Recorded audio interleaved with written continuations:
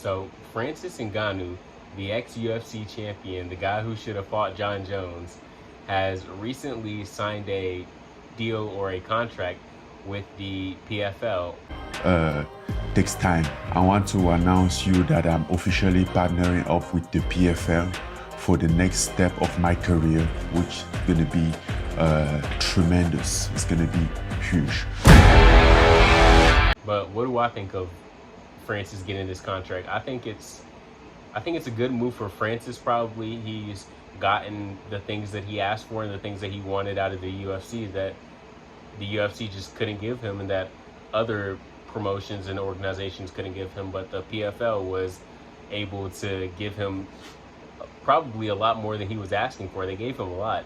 I think, in my opinion, it's a good deal for Ngannou, but it is sad to see him leave the UFC. Probably the UFC is like the land of milk and honey for MMA and UFC guys. So it's sad to watch him leave that golden land, but it's also nice that he got this deal that he really wanted. Let's talk about the contract terms. His pay-per-view is exclusive to the PFL and MMA, but he is allowed to venture out and do boxing, which is how we got the fight with Tyson Fury that no one thought he was going to be able to get, but he somehow pulled through and got it.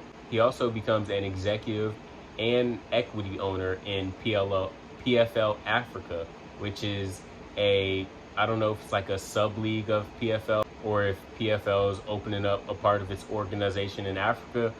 But I think if this venture works out, I think it could be very lucrative for him, but it could also be setting new precedents. And I think this is what Francis wanted to do with the UFC, but the UFC wouldn't. That's all that. We have a massive plan to develop the sport in Africa. With this partnership, we are launching a PFL Africa, which is going to be a whole promotion based in Africa for African to help develop fighter in Africa, to help for build infrastructure, to help bring coaches in Africa, to give those African fighters the same opportunity, the same resource as people here. They have talent, the problem now is the resource, the infrastructure, and that's something that PFL really cares about it, and we are going to do that together. I will be able to manage my own sponsorship, find my own. And that's not it. Francis also gets to be a part of the global advisory board of the PFL with a previous champ. I'm not sure who it is, but he gets to be a part of this board also. And I think this is just giving more power to Francis Ngannou, and I think it's nice. I think seeing Francis get this amount of power and this amount of equity and everything he's gotten in this deal it puts him in a nice position.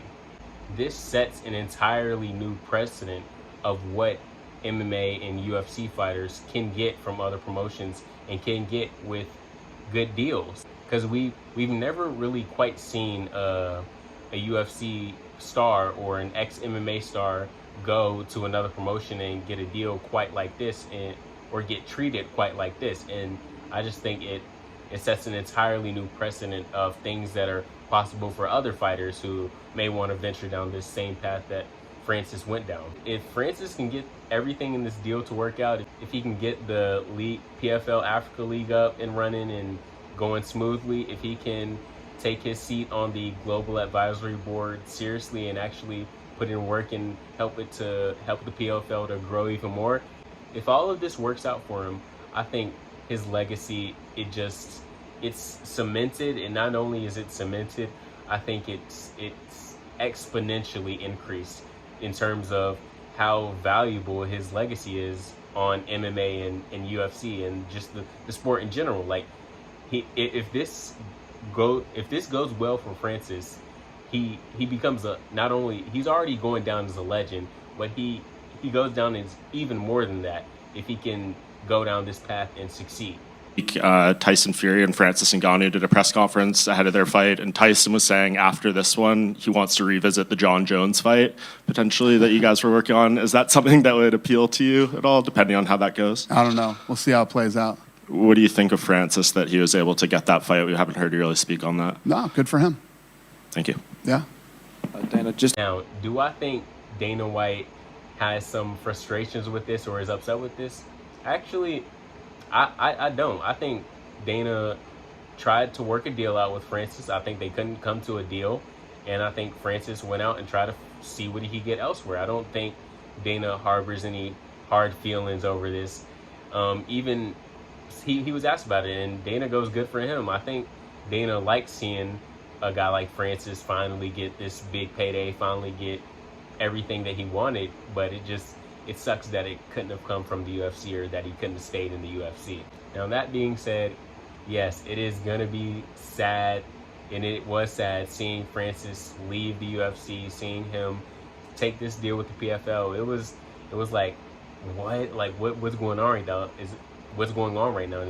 Is this seriously happening? Is he seriously leaving? And it's just like, what people really want to know is, are we ever going to get this John Jones fight? And I know Francis has said that now, after the Tyson Fury fight, that he would be open to fighting John Jones. And I think Dana knows how lucrative that fight would be. And I don't think he holds that hard of a grudge against Francis. So I think Dana probably will, we'll see, but I think Dana will probably let that fight happen if they could come to some sort of agreement or deal about the pay and everything else that goes on with the world of fighting. But yeah, this deal is good for Francis, man.